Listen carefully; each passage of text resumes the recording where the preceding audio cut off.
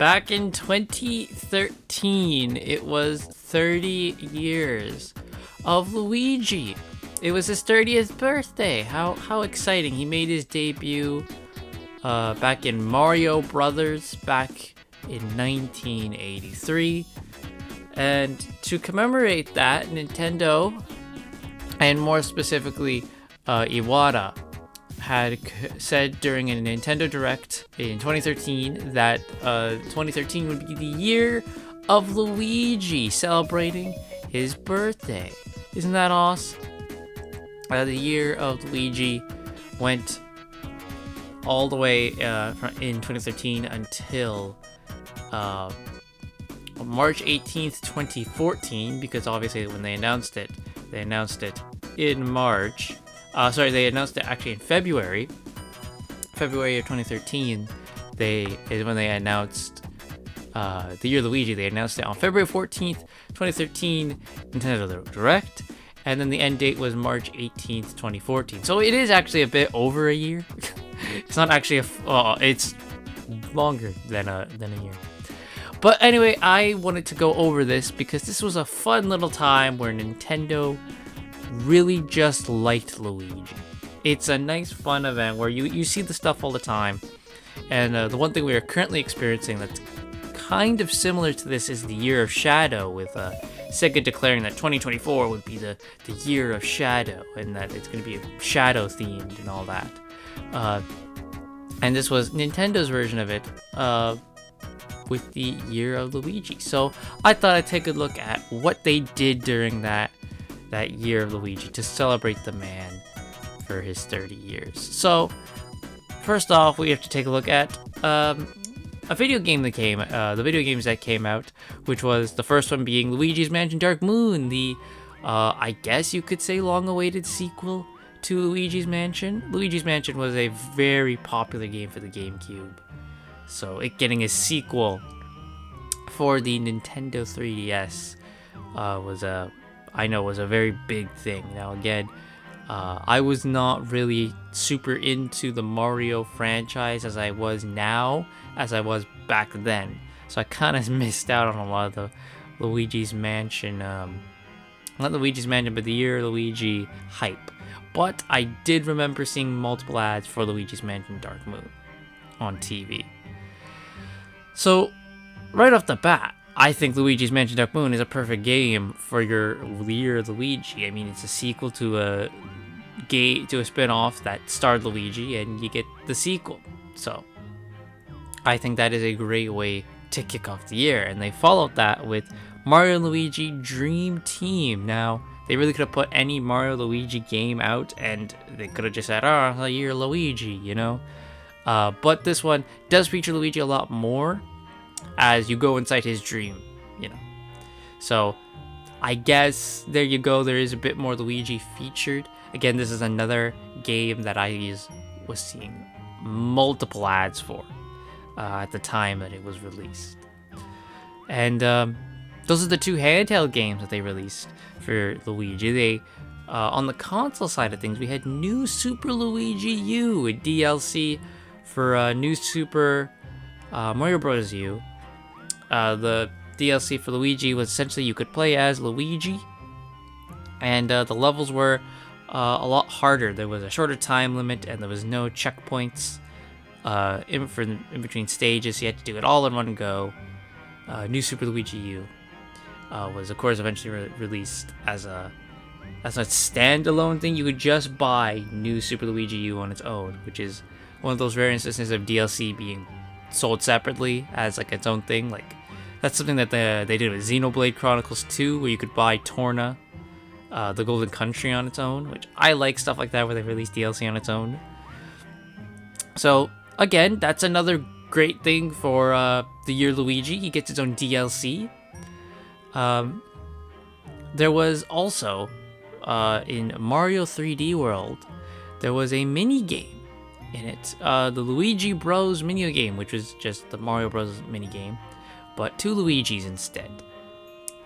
That's kind of fun, I guess, you know, taking the game that Luigi debuted in and just being like, it's just him now.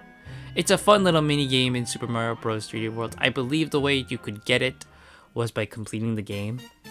Then you got the Luigi Bros. Wiki game. I believe it was either actually you had to beat the game, or if your Wii U detected you had New Super Luigi U, you could get the game. We then had Dr. Luigi, which was simply just Dr. Mario, but with a Luigi skin on it. So there was that, which this one seems a bit more lazy. I think this one was a bit more like Nintendo's like, oh crap, we gotta get something out there. Dr. Luigi, you know, it was really the same thing. It was Dr. Mario with a Luigi skin, and the pills were L-shaped. We then had Super Luigi Bros. In NES Remix and the NES Remix pack, which was Super Mario Brothers, but with Luigi.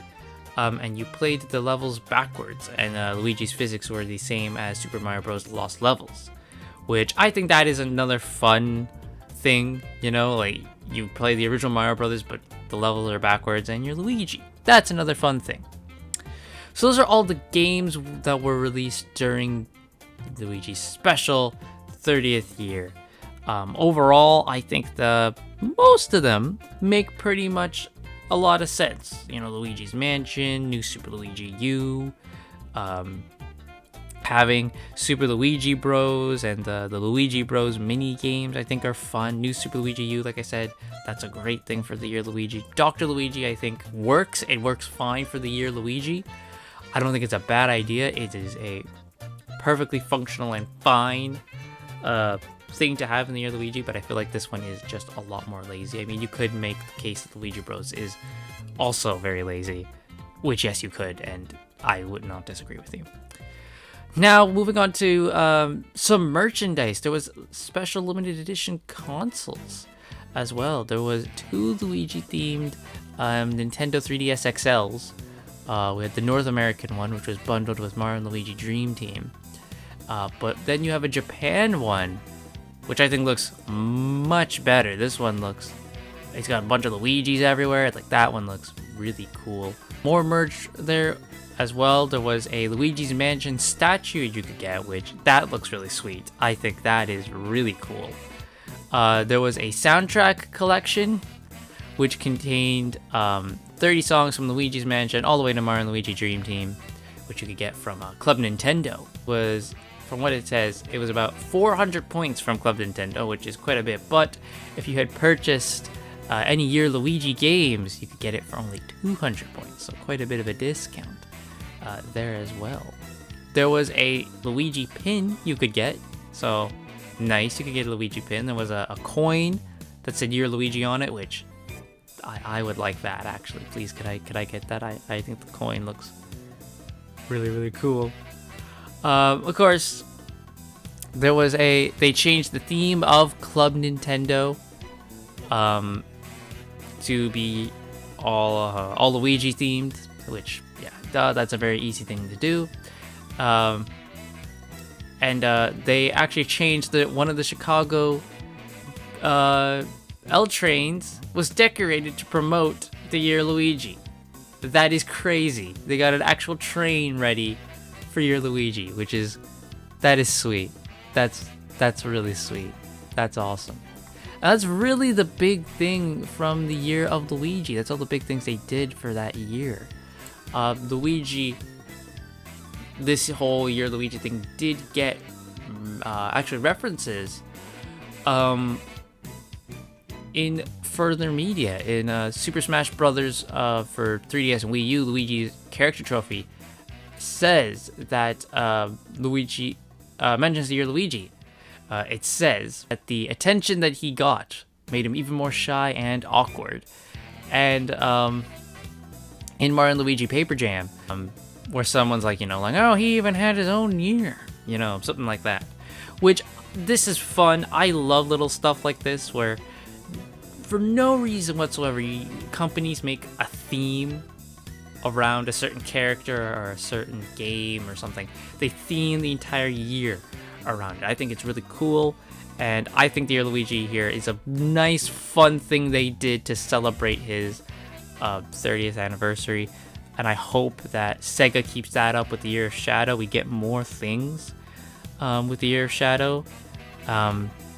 because the Year Luigi here, I think, is a nice, fun little event that they did, and I would love it if Nintendo would do something like this again.